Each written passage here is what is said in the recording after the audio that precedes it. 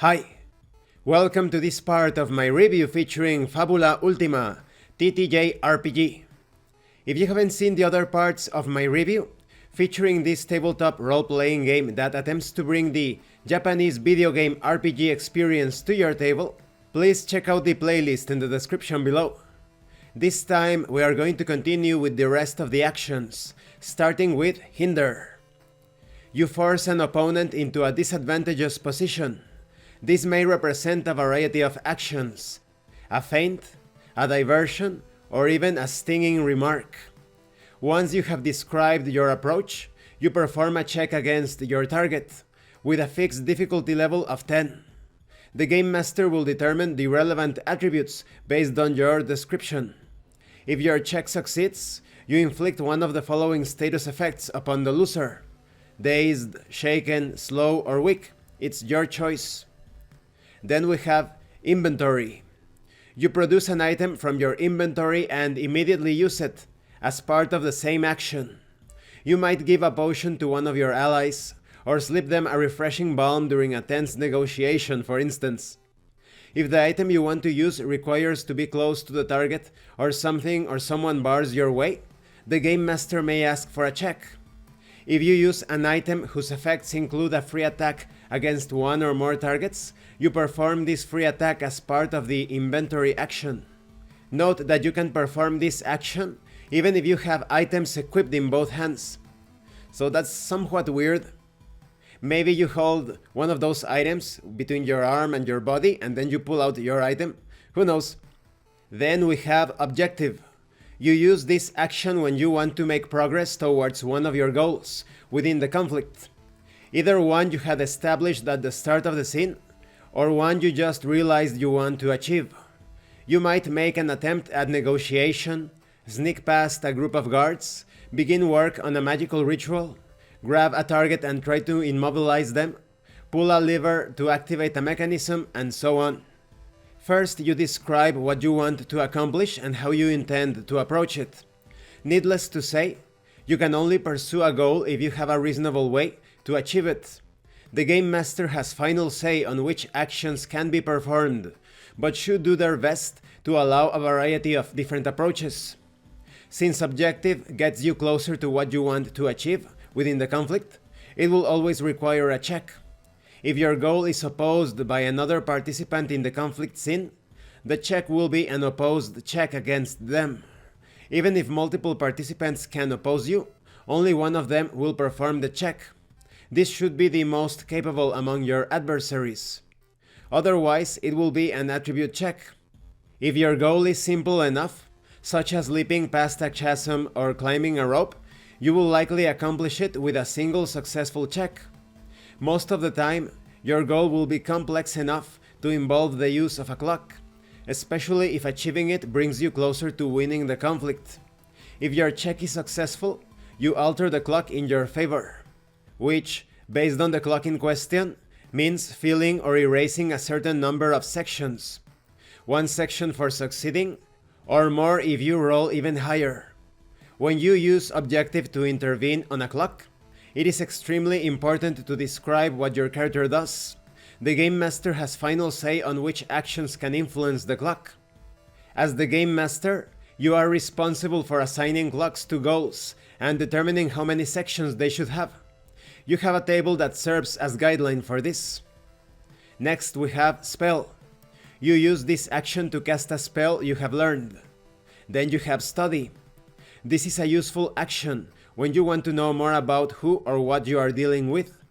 First of all, tell the Game Master what you want to know about the subject of your action, be it an item, a person, a creature, or even a location. You will then perform an open check. The Game Master chooses the attributes based on the approach. The result will determine what kind of information you gain access to. Maybe you obtain a subtle hint, or maybe a complete answer. Once you have studied someone or something in this way, you cannot ask the same question again.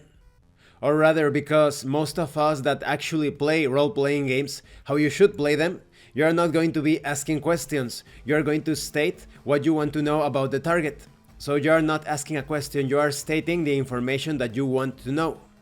That said, you are free to investigate other aspects of the same subject. Next we have skill. Some skills and effects require you to use an action to activate them. In this case, the skill action must be performed. If you ever decide to use one such skill outside of a conflict, it will generally require 5 to 10 seconds. Then we have the other action.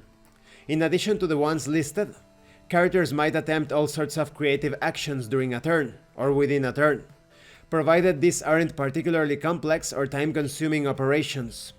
The details and resolution of these unique actions must be negotiated between the player and the game master. Most of the time, the simple act of clearly stating what you want to accomplish and how you want to do it will lead you to realize that an existing action is already the best fit for it. You don't need to negotiate anything. You tell the game master what you want to do, and then things happen. This is a very clumsy way of doing things, and it caters to a certain immaturity within role-playing games. The player is constantly going to look for the other best action that gives the player character or his or her group the greatest advantage, and the conflict situation is going to stall, it's going to lag. Then we have details on dialogue and tactics.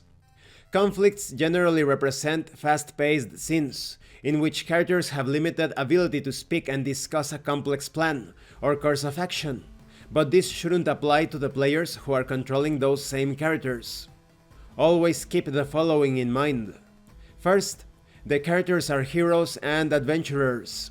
This means they have likely discussed strategies and tactics before, perhaps around a campfire or while marching through the woods. Not to mention the fact that movies and TV shows often portray heroes elaborating a strategy on the spot as time seemingly freezes. This is another sign of loss of focus.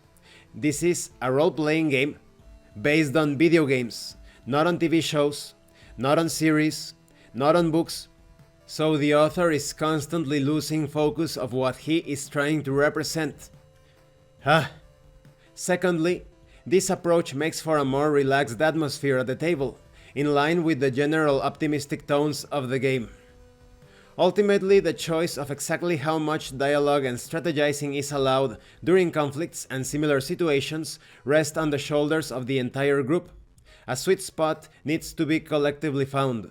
So this set of guidelines right here are absolutely abysmal, terrible.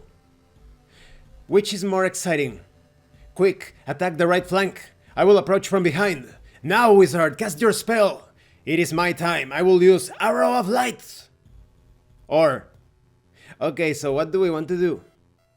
Well, I could use my spell and see if it manages to get through the enemy's defenses, and maybe you can attack with your sword. Yes, I will kind of like I will stop. You see? Terrible, horrible. And this concludes this part of the review. In the next part, we are going to talk about teamwork, goals, and turn-related effects. This game shines its brightest when it sticks to the mechanics borrowed from other games such as Ryuutama, Blades in the Dark, not when the designer, the author, shoehorns his own clumsy way of playing or attempting to play tabletop RPGs. Thank you for watching this part of the review, and thank you for your likes and your comments. If you have any questions or comments, please let me know. And thank you so much to those of you that are going the extra mile to support the channel. If anyone else wishes to further support the channel, the information on how to do that will be in the description below. Once again, thank you, and see you later.